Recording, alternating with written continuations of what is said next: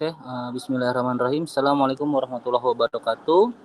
Pertama-tama saya ucapkan terima kasih kepada Dr. Ibu Wulan Windiarti SHMH yang sudah memberikan saya kesempatan untuk mempresentasikan dengan tema hukum bisnis, yaitu perseorangan terbatas dalam hukum bisnis Indonesia, fokus pengertian pendirian organ tanggung jawab dasar hukumnya. Next. Pengertian PT Badan Hukum Persekutuan modal berdasarkan perjanjian. Yang kedua, modal dasar terbagi saham, tanggung jawab terbatas pemegang saham. Yang terakhir, mandiri dari pendiri atau kekayaan terpisah.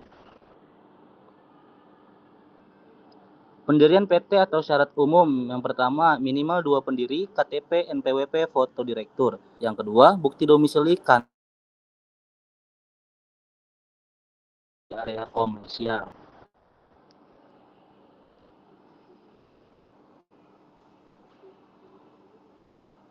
Next.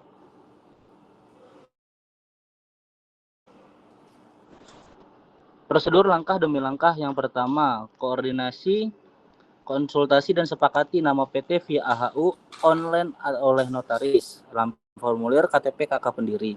Yang kedua, bukti akta pendiri oleh notaris atau bahasa Indonesia, bayar PNBP. Yang ketiga, ajukan pengesahan ke Kemenkumham atau SAP, dapat SK Badan Hukum dan NPWP notaris. Yang keempat, daftar NIB izin usaha via OSS berbasis risiko. Yang terakhir, umumkan di BNRI atau tambahan BNRI. Organ PT RUPS. Pengertian RUPS, Rapat Umum Pemegang Saham. RUPS adalah organ PT yang memiliki wewenang eksklusif, tidak diberikan kepada direksi atau dewan komisaris. Sesuai pasal 1 ayat 4 Undang-Undang Nomor 40 Tahun 2007 tentang PT RUPS, memegang kekuasaan tertinggi untuk keputusan strategis perusahaan.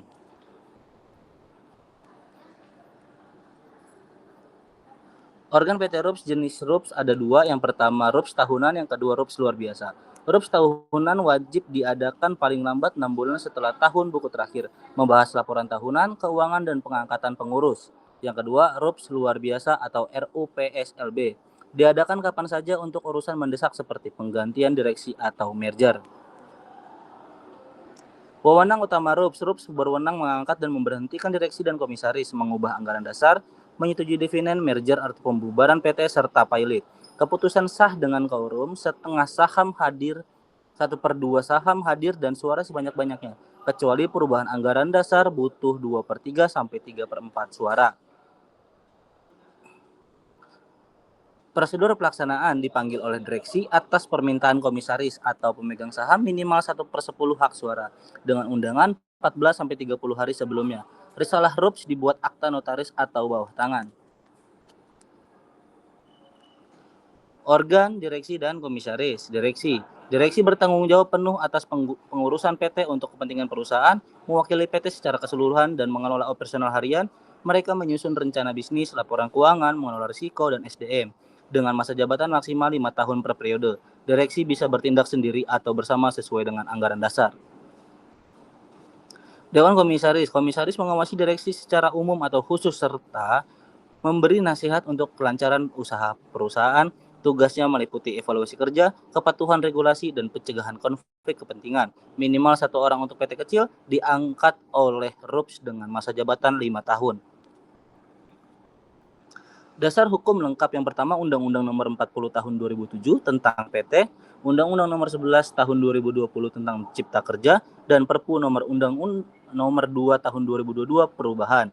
Yang tiga, PP Nomor 8 2021 Modal Dasar Permenkum Nomor 49 2005 Tata Cara Pendirian. Yang terakhir, PP Nomor 57 Tahun 2010 Penggabungan PT.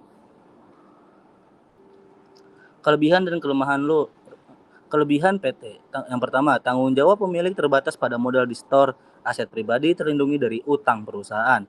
2. Mudah tambah modal via saham baru atau obligasi, serta status badan hukum kredibel untuk tender atau proyek besar. Yang ketiga, kontinuitas usaha tak terganggu. Pergantian pemilik saham bisa diperjualbelikan bebas.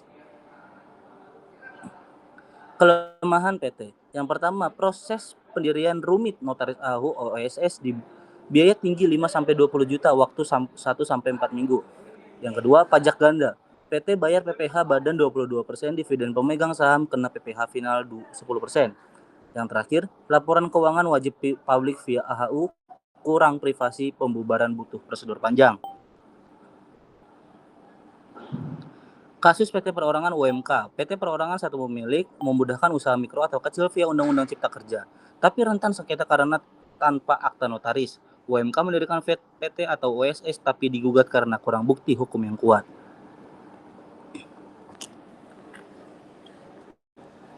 Regulasi pendirian PT Perorangan UMK. Undang-Undang Cipta Kerja memungkinkan satu pendiri UMK daftar PT via OSS dengan pernyataan pendaftaran ke Kemenkumham dapat NIB langsung tanpa modal minimal dengan komisaris atau pengumuman BNRI.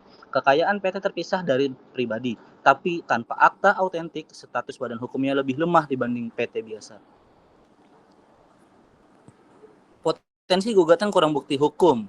Belum ada kasus publik spesifik UMK PT OSS digugat karena bukti hukum. Namun, tapi pada prakteknya menunjukkan hambatan nyata. Yang pertama, ketidaksesuaian data AHU OSS diblokir operasional, pajak bank, bahkan pembubaran.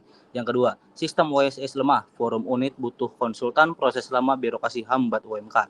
Yang terakhir, tanpa notaris sulit buktikan sahnya di pengadilan jika sengketa mitra atau karyawan. Kesimpulannya, perseroan terbatas PT adalah bagan usaha ideal di Indonesia dengan perlindungan hukum kuat via Undang-Undang Nomor 40 Tahun 2007 junto Undang-Undang Cipta Kerja. Ini inti pengertian dan pendirian. PT berstatus badan hukum mandiri dengan tanggung jawab pemilik terbatas pada saham setor, pendirian via AHU, OSS sederhana minimal 2 pendiri 1 untuk UMK. Tapi butuh notaris NIB dan bukti domisili untuk validitas kuat. Struktur organ dan tanggung jawab RUPS sebagai organ tertinggi putuskan strategi, direksi, kelola operasional atau tanggung jawab penuh pasal 97, komisaris awasi atau nasihati pasal 114. Keduanya pribadi bertanggung jawab jika lalai. Kelebihan, kelemahan, dan kasus. Kelebihan, kontinuitas, akses modal mudah, kelemahan, biaya tinggi, pajak ganda, privasi rendah. Kasus seperti PT Sumalindo tunjukkan sanksi direksi gagal lapor, sementara PT Perorangan UMK via OSS rentan gugatan bukti hukum yang lemah. Oke, sekian dari saya Muklas Agung Wicaksono. Mohon maaf jika banyak kurang dan salah-salah kata. Wassalamualaikum warahmatullahi wabarakatuh.